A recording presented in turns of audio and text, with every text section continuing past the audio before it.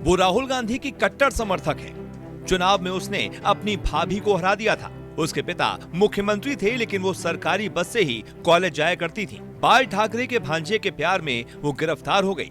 तत्कालीन प्रधानमंत्री ने उसकी शादी करवाई। वो पत्रकार भी रह चुकी है और अब सांसद भी है। सड़क से लेकर संसद तक वो बीजेपी का लगातार विरोध करती है। अनसुनी कहानियों में आज बात शरद पवार की उत्तराधिकारी और एनसीपी के कार्यकारी अध्यक्ष सुप्रिया सुले की। अरे सुप्रिया ताई समद्यात भारी 3S म्हणजे सेवा, सन्मान आणि स्वाभिमान।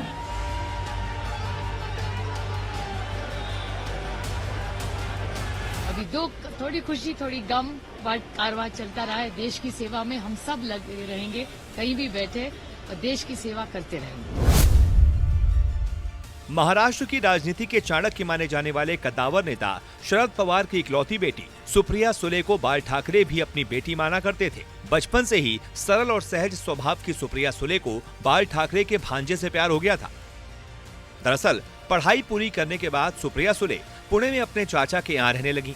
इस दौरान उन्होंने पत्रकारिता शुरू कर दी। पुणे के एक अखबार में सुप्रिया को नौकरी मिली तो वो मन लगाकर पत्रकारिता करने लगी। इसी दौरान एक फैमिली फ्रेंड के यहाँ सुप्रिया और सदानंद बालचंद्र की मुलाकात हुई। उस समय सदानंद अमेरिका में नौकरी किया करते थे। सदानंद बाल ठाकरे के भांजे हैं। पहली मुलाकात में दोनों एक दूसरे से प्रभावित हो गए। दोनों ने एक दूसरे को समझने के लिए समय दिया। सुप्रिया सुले जहां महाराष्ट्र की ताकतवर सियासी परिवार से आती थी, तो सदानंद के पिता भालचंद्र सुले महिंद्रा एंड महिंद्रा के पूर्व निदेशक रह चुके हैं, जबकि उनकी मां शशि भट्ट बैडमिंटन खिलाड़ी रह चुकी हैं। शशि भट्ट के पिता एमडी भट्ट महाराष्ट्र के मुख्य सचिव भी रह चुके हैं। शशि भट्ट को बाल ठाकरे अपनी बहन माना करते थे। सुप्रिया और सदानंद की मुलाकातों का दौर प्यार में बदल चुका था, लेकिन बड़ा सवाल यह था कि शादी कैसे कराई जाए। ऐसे में बाल ठाकरे को जब दोनों के प्यार के बारे में पता चला तो उन्होंने तत्कालीन प्रधानमंत्री चंद्रशेखर के साथ शादी की पहल की। बाल ठाकरे और चंद्रशेखर ने सुप्रिया और सदानंद की शादी के लिए पहल की, जिसके बाद पवार और प्रतिभा ताई की मंजूरी के बाद दोनों का विवाह हो गया। 4 मार्च 1991 को सुप्रिया और सदानंद शादी के पवित्र बंधन में बंध गए। सदानंद की शादी के बाद सुप्रिया सुले पति के साथ कुछ सालों के लिए अमेरिका चली गईं। दरअसल उन दिनों सदानंद अमेरिका में नौकरी किया करते थे। अमेरिका जाने के बाद सुप्रिया ने बर्कले यूनिवर्सिटी में हायर स्टडीज करते हुए वाटर पोल्यूशन को लेकर एक रिसर्च पेपर भी लिखा। कुछ सालों बाद सदानंद का ट्रांसफर सिंगापुर हो गया, जिसके बाद सुप्रिया सुले भी पति के साथ सिंगापुर शिफ्ट हो गईं। कुछ साल सिंगापुर में बिताने के बाद वो इंडोनेशिया में भी कुछ साल रहीं। पति के साथ कई देशों में रहने के बाद सुप्रिया सुले मुंबई वापस आ गईं। मुंबई वापस आने के बाद उन्होंने सियासत में कदम रखा।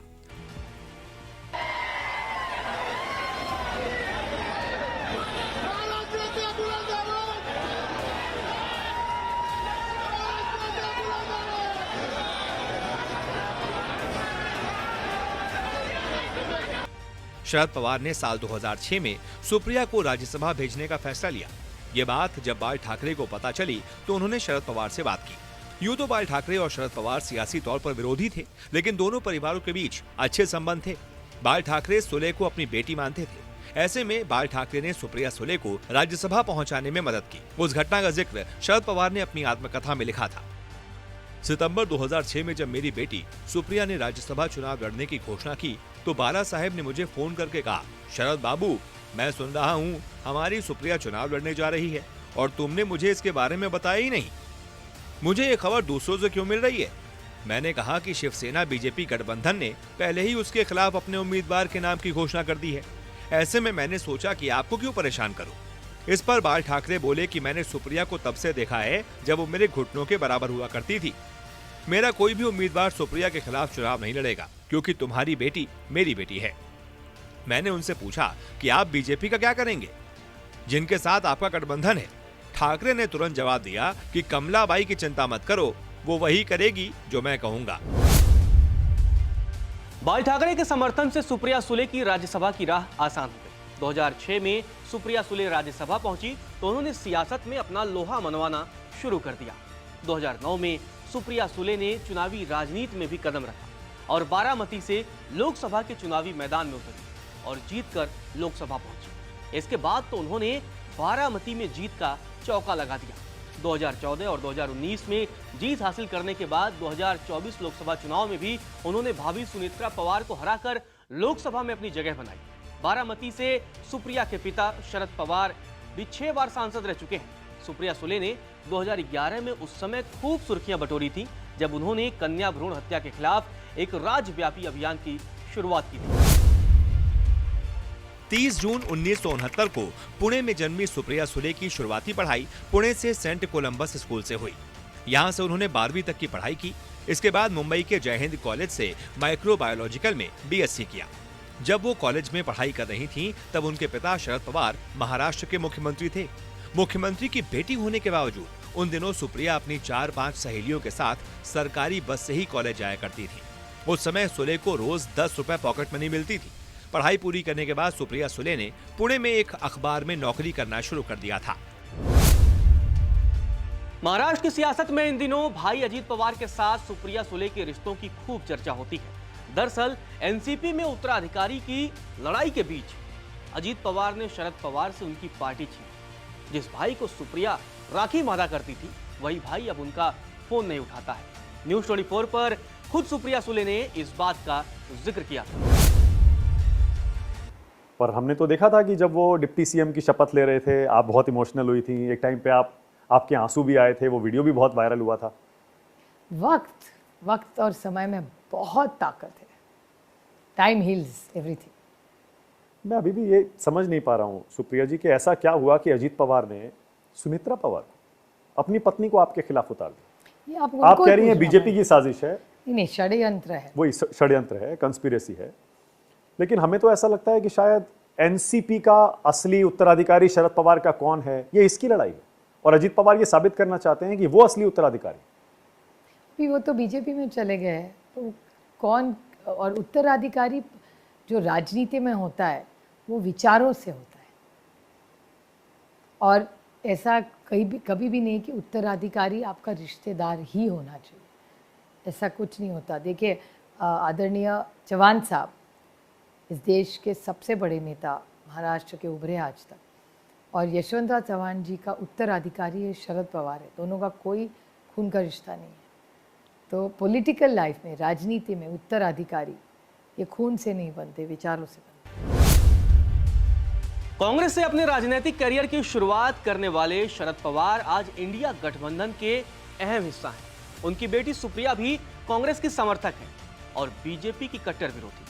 लेकिन 2014 में महाराष्ट्र में बीजेपी की सरकार बचाने में उन्होंने बड़ी भूमिका निभाई थी। न्यूज़ 24 पर सुप्रिया सुले ने खुद इस बात को स्वीकार किया था। दरअसल सुप्रिया ने कहा था कि राज्य दोबारा चुनाव में ना जाए, इसीलिए बीजेपी की सरकार बचाई। मैं स्पेसिफिक पूछता हूँ, 2014 में आपने बीजेपी की सरकार क्यों बचाई थी विधानसभा में? क्योंकि देश, राज्य बाहर से, हम लोग अंदर नहीं जाने वाले थे। हाँ। सिर्फ राज्य को फिर से इलेक्शन ना पड़े इसलिए। और फिर 17 में कोई बात नहीं हुई थी। आपने कहा मैं मंत्री बन गई होती, 17 में बातचीत बहुत करीब आ गई थी। तो होती रहती है, हर सशक्त लोकतंत्र में चर्चा होती रहती है। वो स्पेसिफिक 17 में या ऐसा नहीं। साल 2024 का लोकसभा चुनाव सुप्रिया सुले के लिए काफी चैलेंजिंग चुनाव रहा, क्योंकि बारामती में उनके सामने कोई विरोधी नहीं, बल्कि उनकी भाभी सुनेत्रा पवार ही चुनाव लड़ रही थी। भाई अजीत पवार ने बहन के सामने अपनी पत्नी को चुनावी मैदान में उतार दिया था। ननद भाभी की लड़ाई में ननद सुप्रिया ने बाजी मार ली और भाभी सुनेत्रा पवार को 1,58,333 वोटों के बड़े अंतर से हरा दिया। बारामती में लगातार चौथी जीत के साथ सुले ने साबित कर दिया कि वो ही शरद पवार की असली उत्तराधिकारी हैं। बारामती से उनके पिता शरद पवार 6 बार सांसद रह चुके हैं। वहीं सुप्रिया सुले भी 2009 से अजय हैं। 2009 में पहले ही लोकसभा चुनाव में उन्होंने 3,36,831 वोटों के बड़े अंतर से जीत हासिल की थी। संपत्ति की बात की जाए तो सुप्रिया सुले के पास 47 करोड़ से ज्यादा की संपत्ति है। सुले के पास लगभग 38 करोड़ की चल संपत्ति और लगभग 9.25 करोड़ की अचल संपत्ति है। इसके अलावा उनके पति के पास 117 करोड़ रुपए से ज्यादा की संपत्ति है। सुप्रिया सुले अन्य नेताओं की तरह ज्यादा बोलती नहीं है, लेकिन सियासी तौर पर वह काफी परिपक्व है। सुप्रिया सुले कभी भी अपने विरोधी नेताओं पर व्यक्तिगत टिप्पणी नहीं करती। दरअसल पिता शरद पवार की तरह ही सुप्रिया सुले भी राजनीति में सभी दलों से तालमेल रखती हैं। सुप्रिया भले ही इंडिया गठबंधन का हिस्सा है, लेकिन बीजेपी समेत अन्य दलों के नेताओं के साथ उनके अच्छे रिश्ते हैं। एनडीए के साथी अनुप्रिया पटेल उनकी अच्छी दोस्त हैं और सुले उन्हें अपनी बहन मानती हैं। इसके अलावा जहां राहुल गांधी समेत विपक्षी दल गौतम अडानी पर हमलावर रहते हैं, तो सुप्रिया सुले गौतम अडानी को अपना भाई बताती है। अनुप्रिया पटेल, अरे मेरी बहन। मैं अभी उनका इंटरव्यू करने गया था तो बता रही थी कि हमारे लिए पॉलिटिक्स, पार्टी लाइन कुछ मायने नहीं रखती।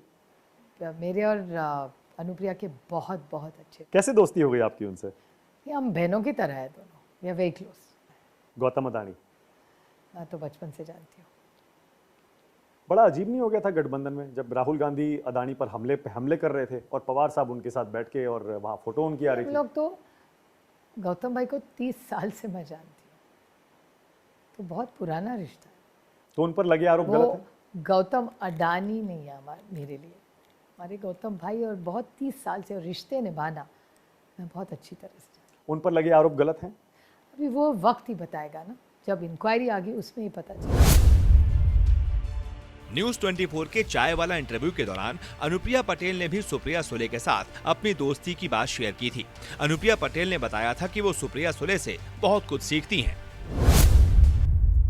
जब संसद खत्म हुई अभी, तब आपका एक वीडियो बहुत वायरल हुआ था जिसमें आप सुप्रिया सुले के साथ थी। उनके साथ आप गले में हाथ डालकर बाहर आई, मीडिया से आपने बात भी की। आपने कहा राजनीतिक सब अपनी अलग बातें हैं, लेकिन आपकी उनकी बड़ी अच्छी दोस्ती है। कैसे हुई सुप्रिया जी से दोस्ती? नहीं, मेरी तो, मैं कहती हूँ कि मैं एक ऐसी व्यक्ति हूँ, उसकी दुश्मनी तो किसी से नहीं है। हमारे लोकसभा के अंदर 543 सांसद है, तो शत्रुता तो किसी से नहीं है, कटुता भी किसी के प्रति नहीं है। और कुछ लोग होते हैं जिनसे आपकी मित्रता होती है, तो वो मेरी मित्र है, मैं आपके चैनल पे कह रही हूँ। और एक पार्लियामेंटेरियन के तौर पे मैं कहूँ तो सीनियर के रूप में भी है। तो कुछ अच्छे पार्लियामेंटेरियंस में उनकी गिनती होती है। अच्छे पार्लियामेंटेरियन से आप कुछ सीखते भी हो। तो सुप्रिया जी ने क्या सिखाया आपको? नहीं, आप देखिए, ऐसा है कि हर व्यक्ति आपको कुछ ना कुछ जीवन में सिखा के जाता है। अब आपके ऊपर है आप क्या सीखना चाहते हैं। उनकी पार्टी टूट गई, आपसे उन्होंने कभी शेयर किया ऐसा कि बताओ देखो अजीत दादा ने क्या कर दिया? पार्टी टूटना बनना ये मेरा विषय नहीं है, उनके पार्टी को संभाल के रखना उनका दायित्व है, इस पर तो मेरी कोई टिप्पणी नहीं है। सुप्रिया सुले का राहुल गांधी और प्रियंका गांधी के साथ काफी पुराना रिश्ता रहा है। उम्र में सुप्रिया सुले राहुल गांधी से 1 साल बड़ी हैं। दरअसल शरद पवार एक समय कांग्रेस के कद्दावर नेता थे। वो इंदिरा गांधी से लेकर राजीव गांधी के साथ भी काम कर चुके हैं। एक समय शरद पवार की गिनती गांधी परिवार के करीबी नेताओं में हुआ करती थी। इसी दौरान सुप्रिया सुले का राहुल और प्रियंका के साथ अक्सर मिलना हुआ करता था।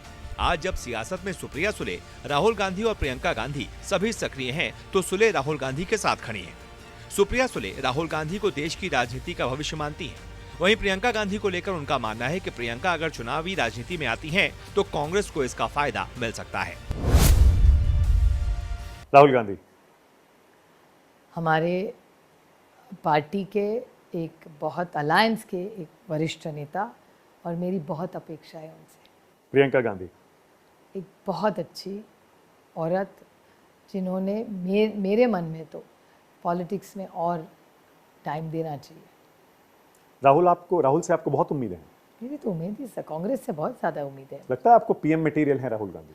देखिए, पीएम मटेरियल कौन है ये देश की जनता डिसाइड करती है, लेकिन मेरे ख्याल से कांग्रेस से मेरी बहुत सारी उम्मीद है। सुप्रिया सुले बहुत कम बात करती हैं।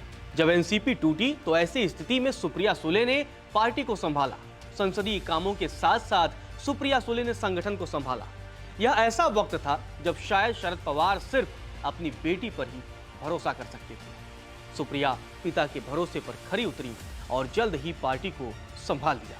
चुनाव आयोग से लेकर सुप्रीम कोर्ट तक सुप्रिया सुले ने एनसीपी को बचाने का मोर्चा संभाला था। भले ही सुप्रिया पार्टी का सिंबल नहीं बचा पाई, लेकिन उन्होंने साबित कर दिया था कि वह जुझारू नेता है। हमेशा साड़ी में दिखने वाली सुप्रिया के जुझारूपन के साथ साथ अपनी सादगी से सियासत में उन्होंने अपनी विशेष पहचान बनाई है। आज के समय में महाराष्ट्र की सियासत में वह सबसे ताकतवर महिला भी। अनसुनी कहानियां में आज सिर्फ इतना ही। अगले एपिसोड में मिलते हैं एक और चर्चित शख्सियत की अनसुनी कहानियां के साथ।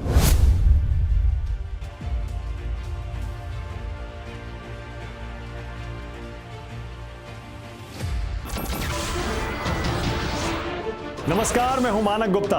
अगर आपको हमारा ये वीडियो पसंद आया हो तो इसे लाइक और शेयर जरूर करें, और हां, हमें सब्सक्राइब और फॉलो करना ना भूलें ताकि आप देश और दुनिया की कोई खबर मिस ना करें। तो जुड़े रहिए हमारे साथ और देखते रहिए News 24।